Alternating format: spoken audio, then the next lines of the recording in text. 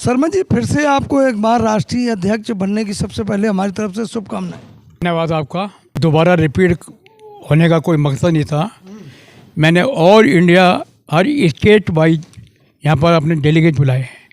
इसका मैनिफेस्टो, इसका जो हमारा कॉन्स्टिट्यूशन है, संविधान के तहत जो लिखा हुआ है, उसका 3 साल बाद डेलीगेट द्वारा चुनाव होते हैं और उसको अगर डेलीगेट चाहे कोर कमेटी में उसको रिपीट कर सकते हैं 3 साल के लिए। लेकिन 3 साल में आम डेलीगेट के बीच में ये चुनाव या रिपीट होना अनिवार्य है। लेकिन शर्मा जी, जो लगातार कई सालों से हम आपके साथ काम कर रहे हैं, लगातार वो बात ख़त्म नहीं हो रही, असली और नकली वाली। वो अभी भी सुनने में कहीं ना कहीं आती है कि दिनेश सुंदयाल जी जो है ऑथराइज अध्यक्ष नहीं है। उन लोगों के पेट में दर्द है जिन लोगों की मैंने रोजी रोटी बंद कर रखी है। मेरे पास बहुत उदाहरण हैं, जम्मू से लेके आपके छत्तीसगढ़ से लेके आसाम से लेके उत्तराखंड से लेके जो लोग 20-20 साल 30-30 साल से चिपके हुए हैं, उन लोगों को दर्द है।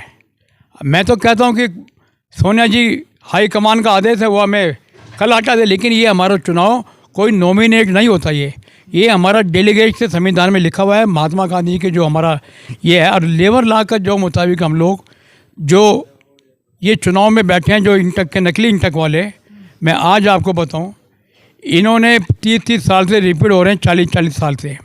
वो अपने पद से हटने के बिल्कुल भी तैयार नहीं है, क्योंकि असली खाने वाले नकली वाले लोग हैं जो मजदूरों की पर्चियां और फैक्ट्रियों में उनसे उगाई कर रहे हैं। शर्मा जी, आप तो कांग्रेस के लिए काम करते हैं, लेकिन कई बार ऐसा आता है कि कांग्रेस का आपके पीछे सपोर्ट नहीं दिखता है। मुझे सपोर्ट की ज़रूरत नहीं है। मेरा मजदूर, मेरा वर्ग, मेरा हेल्पर, मेरा कामगार, मेरी बहनें, जो आज की तारीख में छोटे से छोटा जो कामगार है वो मेरे साथ है। मुझे उस कामगार की, उस वर्कर की ज़रूरत है जो मेरे साथ ज़मीन से जुड़ने वाला वर्कर है, वो मेरे साथ है।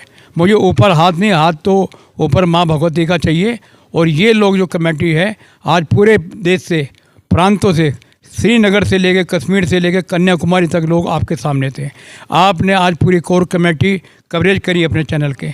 आज सारी बातें हम लोगों ने खुल के रखी कि आप जो भी है मन में आप कहें, क्योंकि आज आपके माध्यम से मैं एक बात कहना चाहता हूँ कि आज मजदूर को कौन मार रहा है? जो ठेकेदार हैं, जो ये बने हुए हैं 30-40 साल से। आज ये संजय रेड्डी जो कह रहे हैं ये 40 साल से, आज ये 50 साल से बना हुआ है। ये इसको, इस पर किसका हाथ है? 97 साल की उम्र, 97 एज का ये हो गया। मुझे बताओ कि हिंदुस्तान के अंदर इन्हें मजदूरों के लिए क्या किया? आज 300-400 करोड़ का आदमी है ये। इतने सारे कामगार, सारे इंटक के ऑफिस इन्होंने बेच खाए। आज आपके माध्यम से हम मोदी को, अडानी को दोषी करते हैं कि मोदी जी ने रेल बेच दी, LIC बेच दी है, प्राइवेट को सारा देश का रहा है। लेकिन इन पे हाथ किसका था? ये क्यों बिका? ये कैसे बिका, क्यों बिका? इसमें नेता, जो ट्रेड यूनियन के नेता बनते हैं, सबसे बड़ा हाथ उनका है बेचने का। क्यों? जब हम प्रतिनिधित्व करते हैं मजदूरों का, जब हम ही उनके हाथों बिक रहे हैं, तो हल्ला कौन उतारेगा? आज आपके बीच में हिंदुस्तान में किसान, हमारे दिल्ली में आपने कवर किया, अगर सर्दी में, कोरोना में, बरसात में, हमारा किसान वहीं डटा रहा। और ये लगाइए कि भारत, उसकी हमारी सरकार को झुकना पड़ा किसानों को आगे, क्योंकि उनके नेता बिके नहीं, सरकार से बिके नहीं। हमारे नेता जो बिके हैं, तभी आज ये प्राइवेटाइजेशन जा रहा है। रेलवे जा रही है, कई लाखों मजदूर हमारे रेलवे में, हमारी कोल डिपो में मजदूर थे, हमारे पेट्रोल में मजदूर थे, हमारे जो बैंक थे प्राइवेट, उनमें मजदूर थे। उनकी आवाज़ उठाने वाला कौन था? आप ये कहना चाहते हो कि कांग्रेस जो ख़त्म हुई है वो अपने आप में खुद जिम्मेदार है? देखिए, कांग्रेस का आदमी कुछ विवेचन ऐसा है जो घर में इसमें कांग्रेस को ही तोड़ना चाहते हैं। कांग्रेस के अंदर, कांग्रेस को, ये दुनिया के अंदर सबसे बड़ा वोट बैंक मजदूरों का है। दुनिया में किसी की ताकत नहीं जो कांग्रेस को हरा दे। आपने जम्मू में उठाई थी मजदूरों की आवाज़, लेकिन वहाँ आप गए थे, मैंने खुद देखा था, आप जम्मू में आवाज़ उठाई थी, लेकिन वहाँ आज भी वही समस्या बनी हुई जो पहले थी। देखिए, जम्मू के अंदर अभी मैंने किश्तवाड़ भी गया, डोडा भी गया, अभी मेरा पुंछ का वो इलाका था, लेकिन वहाँ पर जाके जो समस्या है, जो कि तो है, और गरीब को मारा मारी हो रहे, उनको बुलडोजर, तो हमारे यूपी में, तो वो यूपी से चलता चलता जम्मू में पहुँच गया, श्रीनगर पहुँच गया। अभी श्रीनगर से हमारे लोग आ रहे हैं यहाँ से कि जहाँ हम लोगों ने भारत जोड़ो यात्रा का समापन किया था कि आज गवर्नर शासन नहीं, वहाँ भाजपा की तानाशाही है। और मैं आज आपके माध्यम से कश्मीर की आवाम को कहना चाहता हूँ, हम संघर्ष करेंगे, हम आपके साथ हैं। आपके पास जो भी ये टैक्स लगाया जा रहा है और जो 100 किले वाले मालिक हैं, चाहे वो कांग्रेस को हो, चाहे बीजेपी को हो, चाहे आप पार्टी को, उन लोगों को कोई नहीं छेड़ रहा है। छेड़ा जा रहा है वहाँ गरीब को और मजदूर को। शर्मा जी, लड़ाई बहुत तगड़ी है, कैसे लड़ोगे? देखिए, मेरे साथ मेरे वर्कर हैं, मेरे मजदूर हैं, मेरे एम्प्लॉय हैं। ये मेरी ताकत है, मेरी जान है। इनके साथ मैं इनकी लड़ाई कश्मीर से लेकर दिल्ली के जंतर मंतर तक लड़ूंगा और हर तरह की लड़ाई लड़ूंगा। मजदूर और किसान जब इकट्ठे होते हैं अपनी बात को कहने के लिए, तो सरकार तो पुलिस से उसमें लाठियाँ भाजती है, भगा देती है। सरकार सुनती कहाँ है? देखिए, सरकार हमारे पे लाठी, आप देखा जम्मू के अंदर रोजगार मांगने गए तो लाठी बरसाई गई। और आज अपने को हैंडीकैप समझ रहे हैं। आज रोज जितनी कंपनियां आज जम्मू के अंदर हैं, जितनी बाईपास और जितना हमारा जो रोड बन रहा है, उसे कौन, अभी पीछे जो आतंकवादियों ने मारे, हमारे मजदूरों को मारा, कैसे क्यों मार रहे हैं? कि हमारा मजदूर हिंदुस्तान में कहीं भी जाए वो रोजी रोटी कमाने के लिए जाता है। लेकिन ये हालात इन लोगों ने कर दी। मैंने खुद जाकर देखा कि वहाँ पर ना डॉक्टरी सुविधा है। मनरेगा में जो उनको पैसा मिलना था, वो पैसा वहाँ के जो सरकारी पोस्ट पर बैठे हैं वो लोग पैसा खा रहे हैं। सर, मनरेगा बहुत बड़ी समस्या है। मनरेगा के लिए लगातार 2 महीने से जंतर मंतर पर लोग बैठे हुए हैं अपने हक को लेकर, लेकिन कोई सुन के राजी नहीं उनकी। देखिए, हमने आपसे पहले कहा ये महात्मा गांधी जी की योजना थी। फिर हमारी कांग्रेस ने इसको डबल करने का कोशिश की कि मजदूर का वेतन जो है, हमारी जो इंदिरा गांधी है, महात्मा गांधी योजना, इसमें पैसा मिले और उनको 90 दिन या 30 दिन उनको काम मिले, रोजगार मिले। हमारा कहना है कि इसलिए योजना शहर में और गांव में कि हर हमारी माँ बहन को, बुजुर्ग को, इनको काम मिले। लेकिन कुछ लोगों ने ये योजना ख़त्म कर दी। आज इतना फ्रॉड हो रहा है देश के अंदर। राजस्थान में लगा लो, पीछे हमने कन्नौजियाँ थी, वहाँ पर असिस्टेंट लेबर उसमें उसको पकड़ा वहाँ पर, क्योंकि फर्जीवाड़ा चल रहा है मनरेगा के अंदर। जो 70 साल 80 साल का, उसको उसमें रजिस्टरमेंट कर रखा है। जो जिसकी मृत्यु हो गई वो वहाँ पे मनरेगा, उसका पैसा कहाँ जा रहा है? पैसा ये लोग खा रहे हैं। सब ये सरकारी मशीनरी पैसा खा रही है। मजदूर को तो ख़त्म कर रहे हैं। मजदूर नाम की तो चीज़ नहीं। हम तो कहते हैं सरकार, गवर्नर शासन को कि मजदूरों को क्यों उसको कर रहे हो आप? उनके ऊपर बुलडोजर चला दो, मजदूर ना रहेगा, ना बात उठेगी। तो मजदूर को ख़त्म कर दो ना। कोरोना में मजदूर ख़त्म किया इन लोगों ने। लेकिन सर, लेबर मिनिस्ट्री पर आप उंगली उठा रहे हैं, और लेकिन वो लोग कहते हैं कि हम मजदूरों का पूरा सरकार ध्यान रखती है, सभी का, सबका साथ, सबका विकास, सब खुशहाल हैं। जहाँ जहाँ सरकारें हमारी रही और है आज की तारीख में, वहाँ पर आप एक बार सर्वे करें।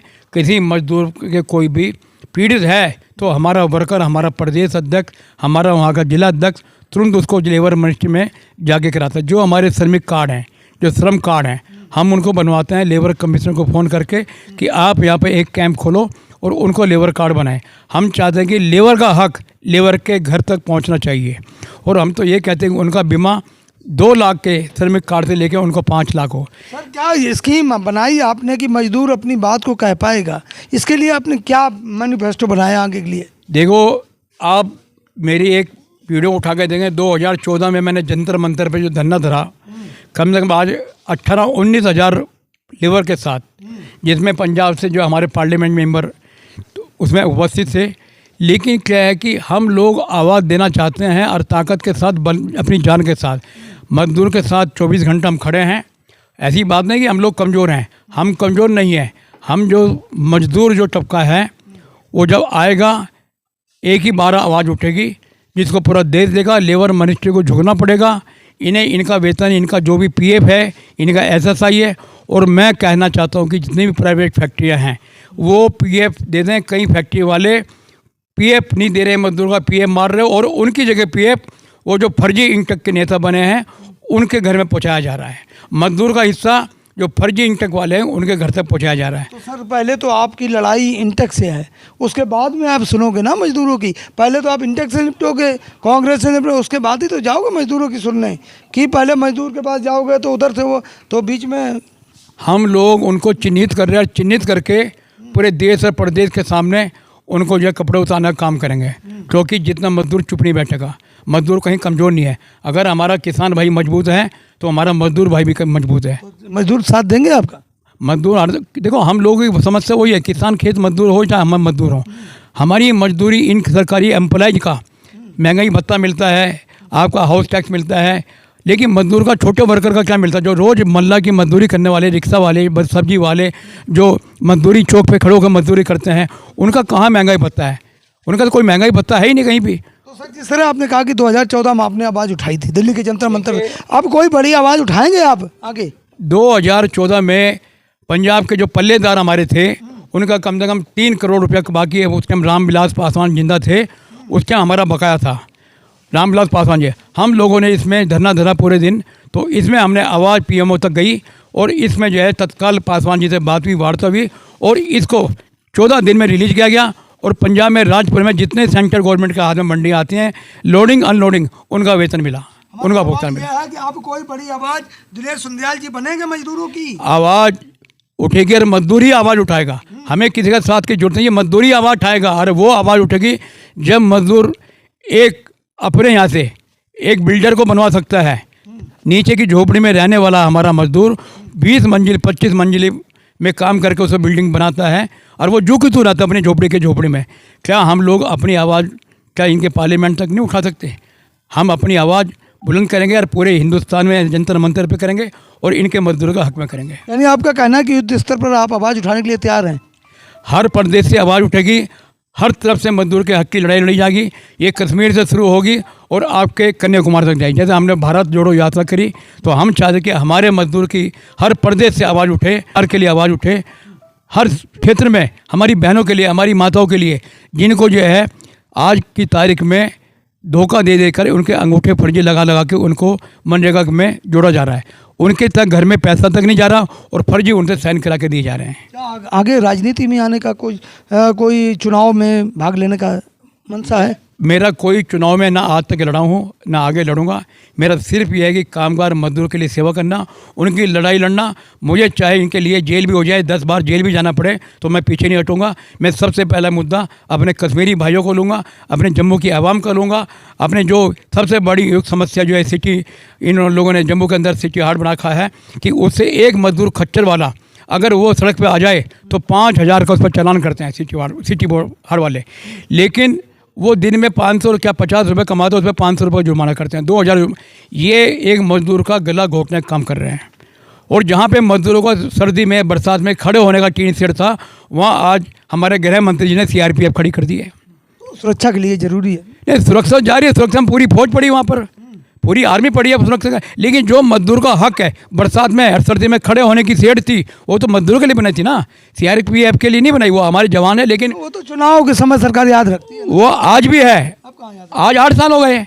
मैं तो खुद मैं आपके जम्मू से, कश्मीर से, सब जगह पूरे देश में दौरा करके आ रहा हूँ। आज भी जो कि तू है, हमने कई बार लेटर लिखा और दोबारा इसको लेटर लिखेंगे गवर्नर साहब को और गृह मंत्री अमित शाह से कहेंगे हमारे मजदूरों का हक हमें दिया जाए। अच्छा, आप राष्ट्रीय अध्यक्ष होने के नाते आगे क्या टारगेट है, क्या काम करने का क्या तरीका है, क्या मैनिफेस्टो बनाया है, वो बताएं जरा।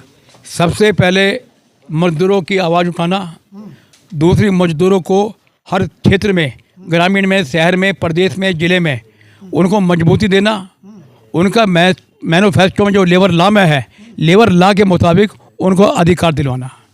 मैं तो मजदूर को, श्रमिक को, सरकारी काम को, अपना जो स्टेट गवर्नमेंट के हैं, सेंटर के, मैं तो उनसे आज आपके माध्यम से एक बात कहना चाहूँगा। जो भी मेरा वर्कर है, चाहे किसी प्राइवेट बिल्डर में काम कर रहा हो, चाहे सरकारी, आप किसी भी आपके अंगुली में चोट लग जाए, हाथ में लग जाए, कहीं भी कुछ हादसा आपके साथ हो जाए, कभी भी किसी प्राइवेट डॉक्टर से इलाज मत कराना। अगर प्राइवेट डॉक्टर से इलाज कराएंगे तो आपको कोई वो नहीं मिलेगा, पैसा नहीं मिलेगा, आपको रिफंड नहीं मिलेगा गवर्नमेंट।